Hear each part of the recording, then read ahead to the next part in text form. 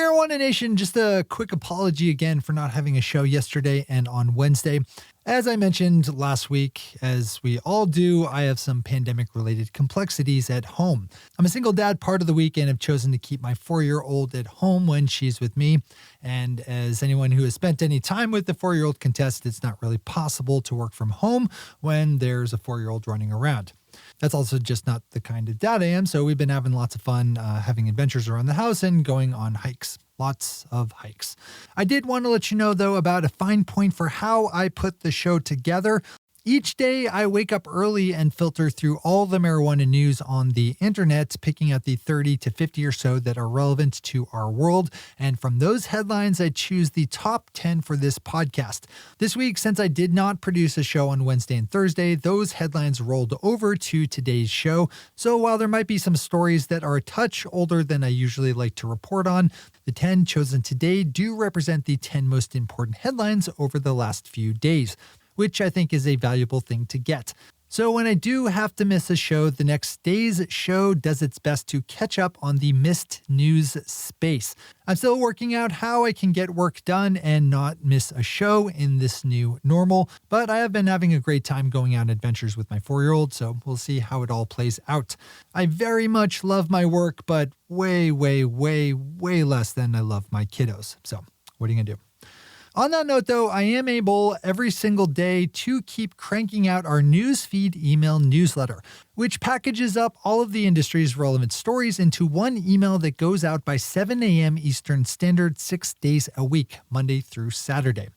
So if you count yourself a cannabis news hawk and don't ever want to miss out on your daily headlines, you should make sure you're getting that newsletter, which you can subscribe to over at mjtodaymedia.com/newsfeed. That's mjtodaymedia.com/newsfeed.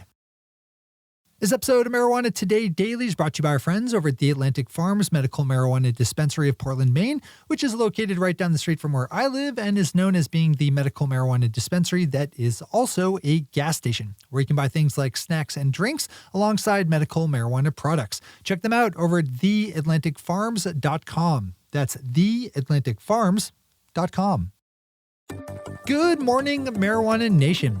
It's Friday, September 11th, 2020, and you're tuned in to episode 979 of Marijuana Today Daily. I'm your host, Shay Gunther, and I'll be walking you through today's marijuana news and headlines.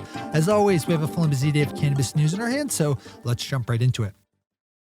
We start the day off with some not great news as the Nebraska Supreme Court ruled yesterday that Nebraska voters will not be able to vote on a medical marijuana ballot measure that was recently qualified by the state with enough signatures of support, due to the court finding that it violates a state law requiring citizens' initiatives to be limited to one issue.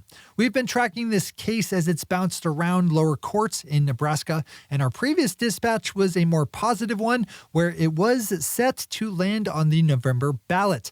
But this sadly appears to be the end of the road this election cycle for the possibility that sick people in Nebraska will be able to find relief from their ailments with medical cannabis. Given that medical marijuana regularly polls in the high 90s in terms of percentage of people who support it, you have to ask yourself, what kind of special asshole do you have to be to challenge and take down a law that would help sick people feel better? Kyle Yeager has more on this at Marijuana Moment if you need it. We have another story that dips into the negative side of news with a cold snap this week potentially wreaking havoc on Colorado's outdoor cannabis crop, with estimates of the losses now counted in the millions. Temperatures in Colorado swung sharply downward earlier this week, dropping more than 70 degrees in some places in the span of a day, bringing snow along the way. Marijuana and hemp farmers took whatever mitigation efforts they could, covering plants when possible, but usually the scale of a large outdoor grow makes it all but impossible to completely protect against things like this, especially with the speed with which the weather changed.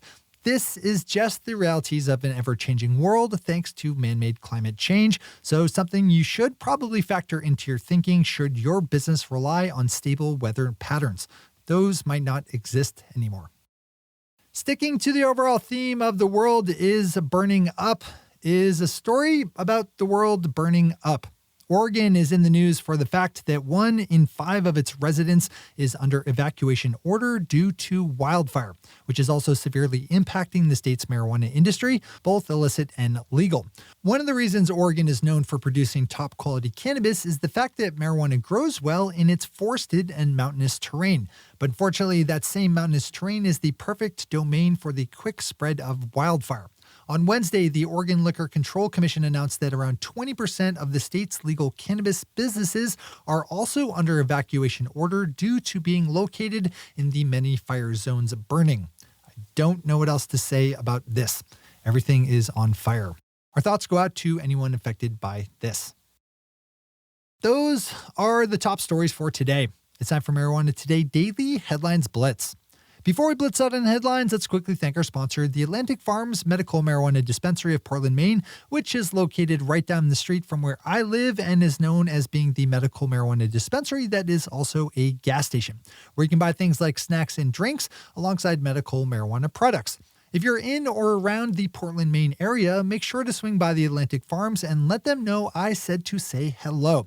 And then while you're there, check out their incredibly affordable range of top quality Maine medical marijuana products with everything from flower to edibles and concentrates. They have the full spread. You can check out the menu over at the Atlantic Farms on their website, found at theatlanticfarms.com, where you can also learn more about one of the cooler and more unique dispensaries that I've ever seen and the people behind the whole operation. One more time, that's theatlanticfarms.com.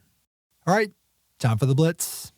Lawmakers and advocates in Illinois are pressing Governor J.B. Pritzker for answers on why the state's soon-to-be-run cannabis license lottery will be held with just 21 companies out of the 700 that applied. Those 21 companies will be in the running for a total of 75 business licenses in all, with 2/3 of those clustered in Chicago.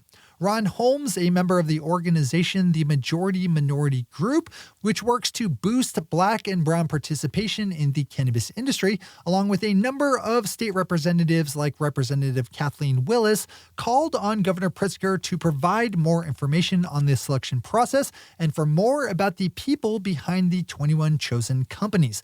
An interesting storyline that will likely only get more so. Iowa cannabis regulators just announced that the state will be issuing a second license for a cultivator and processor after multi-state cannabis operator Acreage Holdings pulled out of the state earlier this year. Iowa has one of the more restrictive medical cannabis programs in the country, though, so it's kind of an open question as to who will be stepping up to apply. Current Iowa law only allows for 5 dispensaries to be open in the entire state, and right now just 2 of those are actually up and running. Canadian marijuana giant Aurora Cannabis just reported its unaudited preliminary fourth quarter 2020 financial results, with the big bullet point being the $1.8 billion charge it will take as a result of softening asset valuations. Aurora's net revenue is expected to land around $67 million, just a touch under the previous quarter. The company also announced that a new CEO would be stepping up, with Miguel Martin to fill the role that Michael Singer has been filling on an interim basis. Singer will remain executive chairman of the company. Deborah Borchardt has more here over at Green Market Report if you need it. As always, we have all the news we cover linked to on our website at mjtodaydaily.com. A long-running storyline that we've touched upon from time to time over the last year or so involves the complexities introduced into the lives of police officers thanks to the federal legalization of industrial hemp. The complexities came about because you can't cheaply and easily tell the difference between legal industrial hemp and the kind containing THC, which is still illegal. So when a cop arrests someone with a small bag of cannabis, they can't easily prove that it's illegal. That forced police departments all over the country to change their policies over possession arrests to avoid them altogether.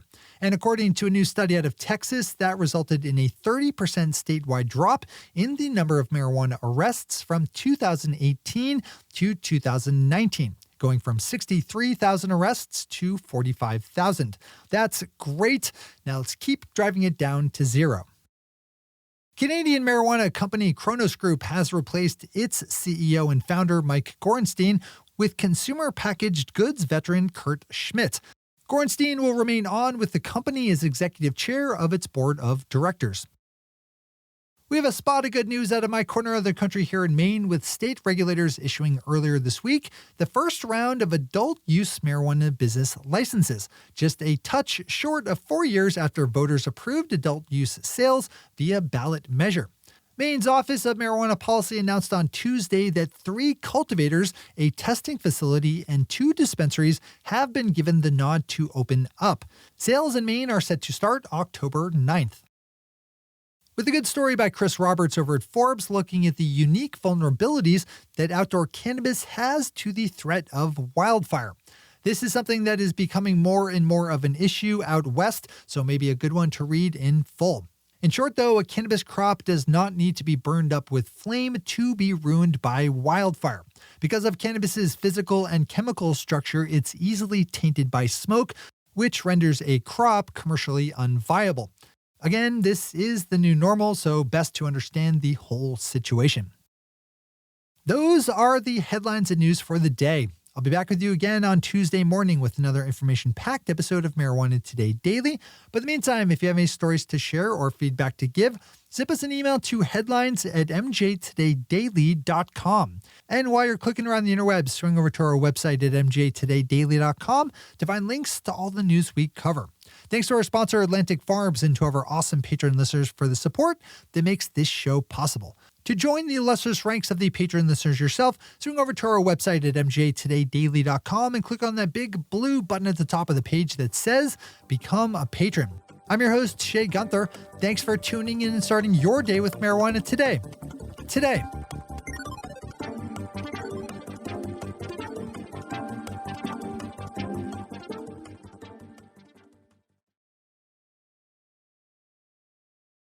One take, Shay. One take.